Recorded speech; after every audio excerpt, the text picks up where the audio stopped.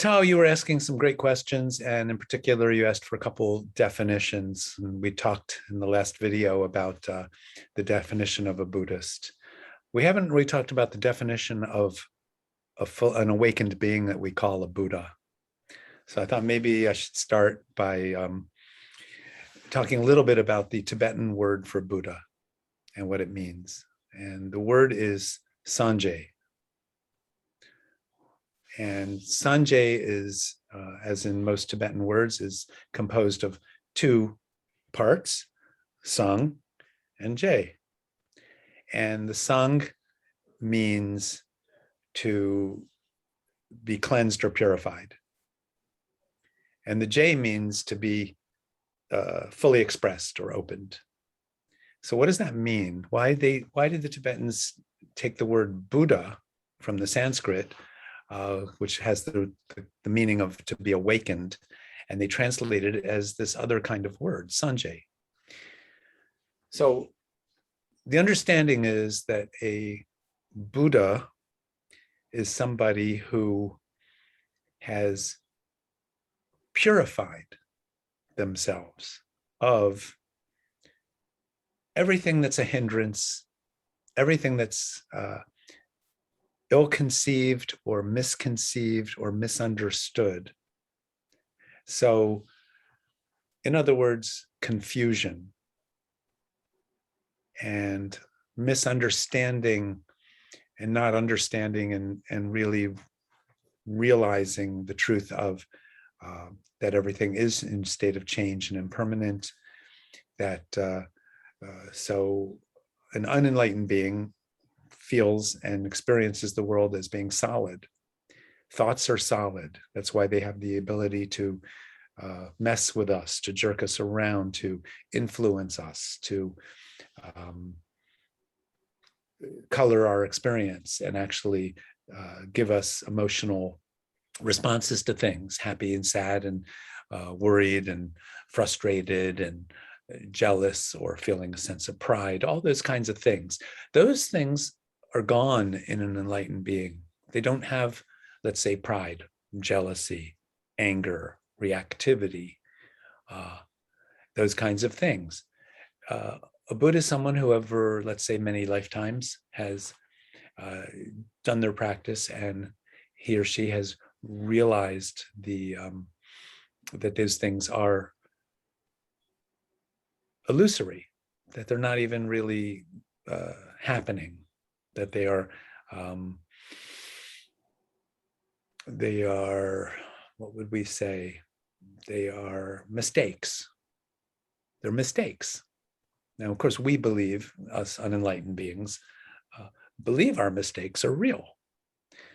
So a Buddha has cleansed or purified themselves. They don't have delusion about the world and delusion about themselves. More than that, the second part of the word, Sanjay, the J part, has the sense of not only are they purified, but they have developed all these great qualities. What are those qualities? They have great wisdom, and they have great compassion, and those are fully developed. What would be a condition where compassion is full-blown, totally expressive, not held back, not contained in any sense? A fully loving, fully compassionate, fully present person. That's part of the being a Buddha. Kind of no holding back. All the lights are on, fully awake. That's the sense. So when we leave that there for now, but I thought it might be important to just sort of talk about that for a minute or two. The next topic I'd like to talk about are what we call the Paramitas. Paramitas are, we sometimes translate as transcendental actions or activities. This is when we start to really work on ourselves, in the process of waking up and relating to the world and relating to others, there are certain ways that we interact with the world. And there's certain ways that are, you could say, confused or even self-destructive. And then there's ways that are very altruistic, in a sense. The Mahayana path of Buddhism is called the Great Highway, the Great Path, the Wide Open Path, meaning we're not just traveling this by ourselves, but again, as I was saying earlier, there's a sense that we're all in this together. This universe is just full of sentient beings and pretty much all confused, except for the Buddhas the people and the beings that have awakened, which is what we're striving for. So the journey to get there from here on the Mahayana path is where we practice these principles called Paramitas. So what are they? The first one we say is the Paramita of generosity. So normally we think of generosity as, oh, I'm going to give something to somebody and help them out. I feel sorry for them or something like that. Or I'm going to give a beggar some money or, whatever. This is a little different. The paramita, the transcendental version, you could say, of generosity, I would say or define it as being completely available. So, meaning generosity of spirit, that we're always available. Available how? Available to be of help, to be of service, to lend a helping hand. In other words, we're not holding back. We're not being selfish or self-centered and saying, well, I only have so much energy to give. I need to take care of myself. This part of the path, as let's say a Mahayana practitioner, at least somebody striving for this, is really about starting to embrace and practice selflessness. Obviously, the de facto default position is, we're self-centered and selfish. Now we're trying to overturn those kinds of root patterns, right? Or habits, habitual tendencies. Often we say Buddhism and Dharma practice is about uprooting and transforming our habitual patterns, because a habit means we're stuck. A habit means we do something because it's just a pattern, it's ingrained, and there's no freedom inherent in the notion of a habit. So how do we turn that on its head and overcome that in a sense? So striving to be always available. One great Tibetan teacher used to say, a bodhisattva means you can never be on vacation. There's never really a time out for oneself. You have to always be on call, always available. It's hard, right? It's a very lofty goal. It's a high bar that we set for ourselves, but that's precisely the point. Dharma practice is not supposed to be necessarily easy. This is to bring out the best in ourselves, our potential. And we have to practice our potential. We have to be as good as we can be. As hard as it is, as much as our deep down, we have our self-centeredness and our selfishness and all that stuff. The commitment to being a Dharma practitioner means we are committing to overcome our self-centeredness and selfishness. It's really an amazing thing. So we start with this notion of being completely available to others. And that's not as easy as it sounds, right? It's just, it can be quite challenging at times. But that's the goal, that's the aspiration, that's what we're striving for. So this is what we call the first paramita, the paramita of generosity. The next one, which sort of follows on that, is called the paramita of patience. And there's Sanskrit and Tibetan words for this, but I just want to give you the English. What does patience mean? Normally, we may think of being patient as somebody that's, I'm going to just endure this difficult situation and I'm going to just be patient.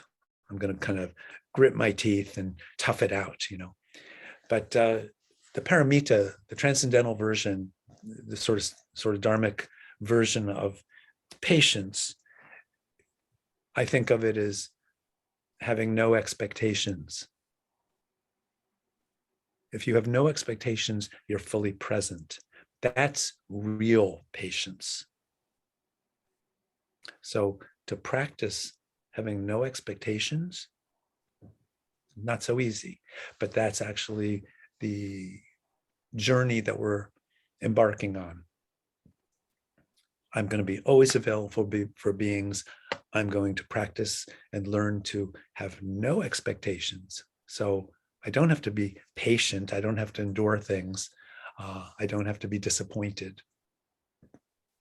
Like that. So the next one is called diligence or effort. And it doesn't mean just toughing out and powering through things, but you could say it means no worries about an outcome. So we're just spontaneously doing what we do, which again should be informed and motivated by an altruistic kind of perspective. Diligence means not giving up, not losing heart, having confidence. So very important, not stopping short of the goal, not saying, I can't do this, this is too hard. So that's the third paramita. Then there's one called ethics or morality. And essentially, as it implies, we don't harm other beings. We're super conscientious. We're aware of cause and effect and the implications of our thoughts, our speech, and our deeds. We are trying and striving to live an exemplary life, be as good as we can be in those ways. And it means having a clean conscience. So that's the fourth. The fifth is meditation, which is sort of self-explanatory. But it means to, as I said earlier, the Tibetan word gom means to familiarize yourself. So this means coming back again and again and again to the present and giving up hope and fear. So we almost get rid of the notion of success or failure. Where does that leave us? It leaves us in the middle of the ocean with no raft, no anything. And stay present and be honest with oneself. So we take the blinders off. That's meditation. Of course, there's techniques and all kinds of things, and we'll talk about that in a later video. But essentially, the path of meditation means training one's mind. You could almost say it's training in all the things that we talked about already, being generously available, having no expectations, et cetera, et cetera. But meditation is where we learn to focus the mind, learn to see clearly and accurately without preconceptions, without preconceived notions, without thinking we have an answer. It's really a kind of a humility that's cultivated. Another word would be simplicity, which is very hard to achieve, paradoxically. It's the hardest thing, is to be simple, is to just be simple and content. And we can say that's meditation for now. Later, we can have much more to say about meditation, of course. The final paramita is sort of the culmination of everything else, and it is wisdom. It's wisdom. It's seeing what is with no prejudice, with no confusion.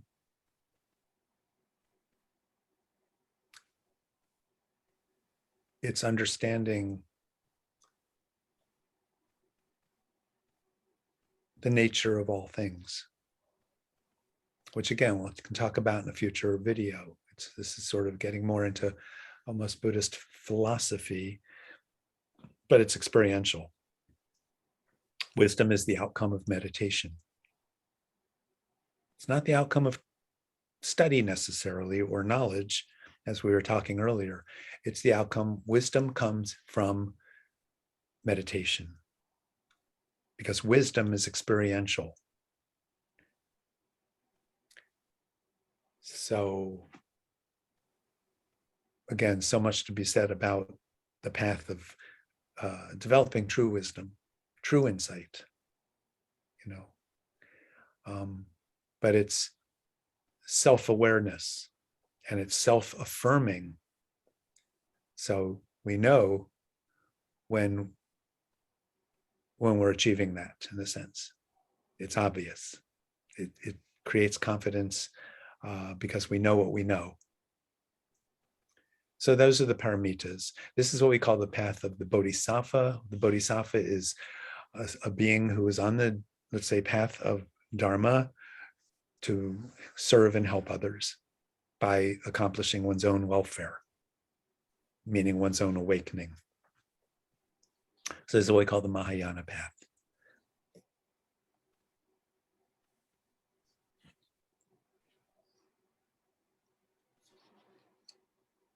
Wow. That is enlightening. I like it.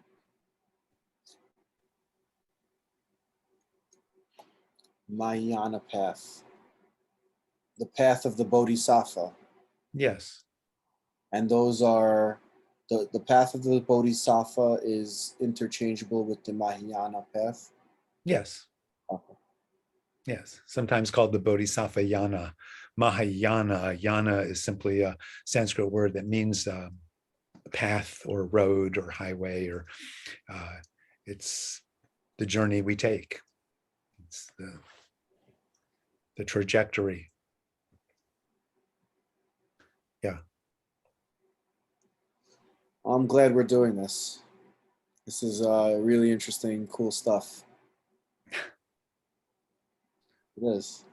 I have this actual, I have this book. It's a Tibetan Dreaming, because I'm very, as Jason knows, I'm very interested in lucid dreaming.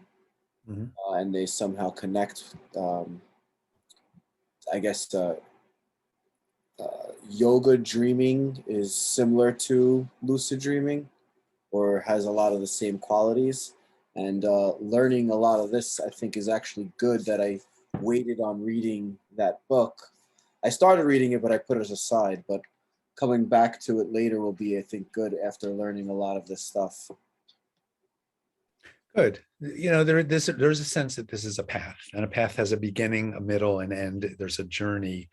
And this is why I'm really trying to share sort of fundamentals and preliminary kind of teachings, not because they should be just gotten out of the way, but because it's often said that they're more profound and more important than sort of more, quote, advanced or esoteric things like lucid dreaming and stuff. We have to have a context. We have to understand the situation, the big picture, so to speak, right? Again, going back to those original four thoughts, the opportunity of this precious human life that we have, the fact that it's fleeting and fragile, and we'll lose this opportunity at some point, so we should take advantage of it. The fact that, again, that there's no real true happiness. It's misguided to look for permanent happiness in things of the world that are changing and fleeting and fickle. And then the fact that, keep in mind that cause and effect, that we need to pay attention to that very, very strictly, in a sense. We need to understand that our actions and so on matter, and that we can change our actions, we can change our thinking, we can change all of this stuff through the cultivation of practice, meditation, and so on, and therefore have a more positive outcome, meaning maybe a better life, but even a better rebirth, and achieve what we're trying to achieve, which is our awakening to benefit all beings. Okay.